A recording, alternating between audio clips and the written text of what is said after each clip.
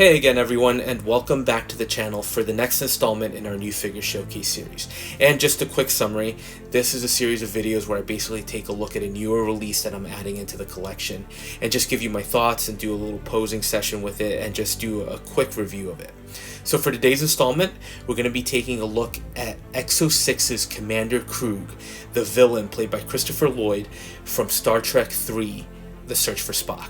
Now this does mark the first cinematic release from that Kirk era of movies with the original cast from the original series. So very exciting. We do have Savick incoming at some point shortly, but this is the first version that we've gotten from these movies, or the first character, and it's also the first Klingon that we've gotten, full Klingon, because we did get B'Elanna Torres from Voyager. So this is the first one in the full ceremonial garb in Klingon Empire uniform. So very exciting to have him.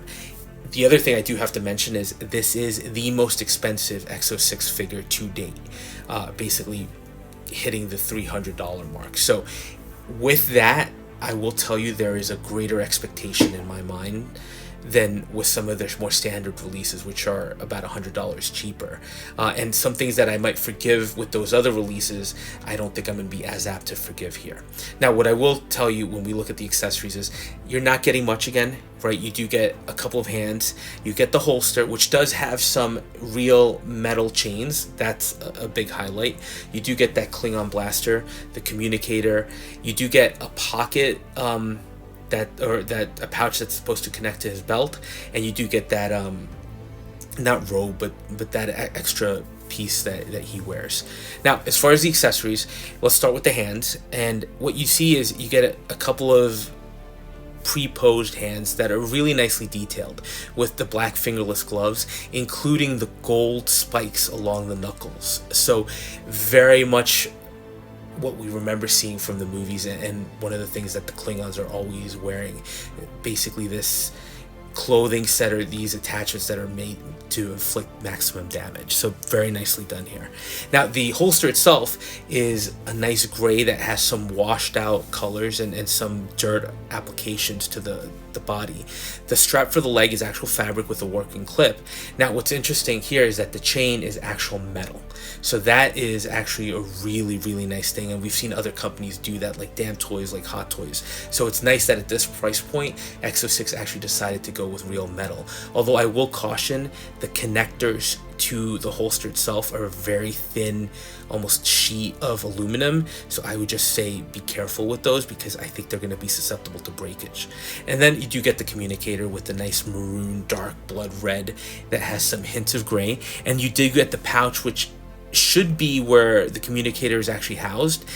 The pouch itself is not functional. It's literally a block of plastic. That's fine, right?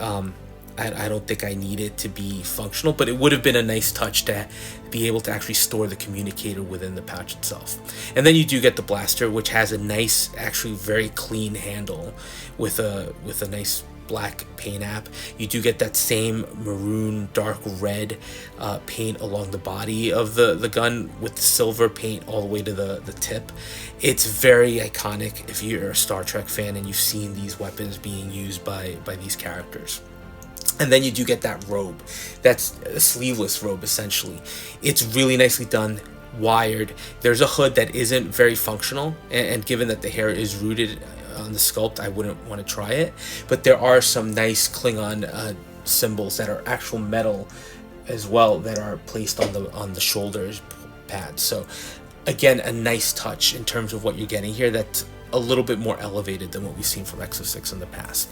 Now let's look at the sculpt, because this is where I think the figure really comes to life. And I will also tell you, some of the detail does get washed out in the light, but you are seeing that it is rooted. This is not part of this new trend that we're seeing from artisan figures, or from the new upcoming Maestro line or J&D, where it's this wool implantation. This is more of that standard older Hot Toys version of rooted hair, but it works for this character, and it's a little messy, which if you look at the stills from the movie, the character's hair is a little bit messy as well.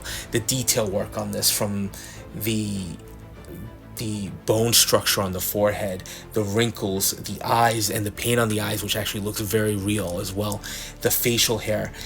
Some of it does lack a little bit of the detail that we're used to, but overall this is probably one of the most impressive sculpts we've gotten from EXO-6, and that's saying something considering that their Spock and their Pike from Strange New Worlds were actually really well done. So it continues this trend of EXO-6 really delivering on some of the releases. Now the rest of the figure, I have to say, it's just incredible. EXO-6 has always excelled at getting the uniforms right on these figures.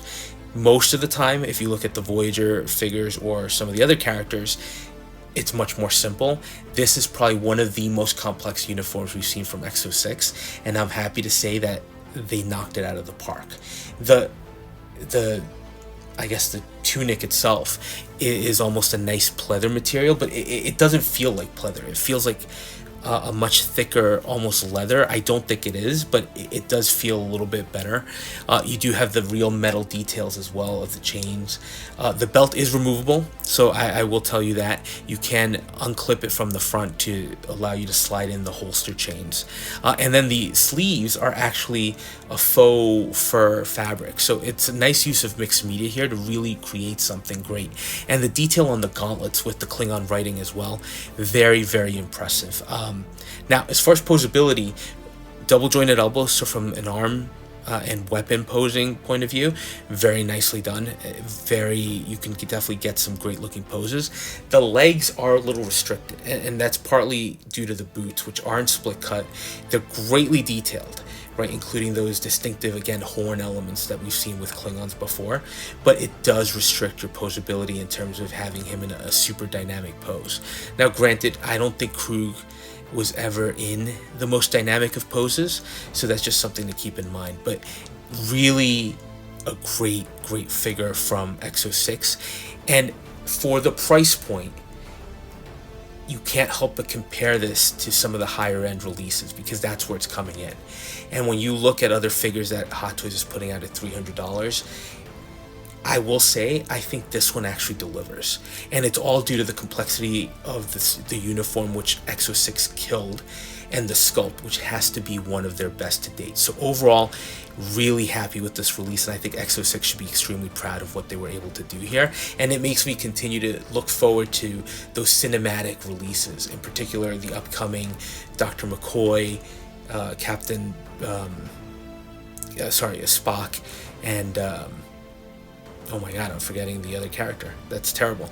But you know, the figures from the Wrath of Khan, I'm really looking forward to seeing those, and I think this figure really lays down a great road for what's to come. So let me know your thoughts on this. Just a quick video because there's not much more to him, but the detail work on this guy is phenomenal. So if you are enjoying the content, please consider dropping a like, and we'll touch base on the next video.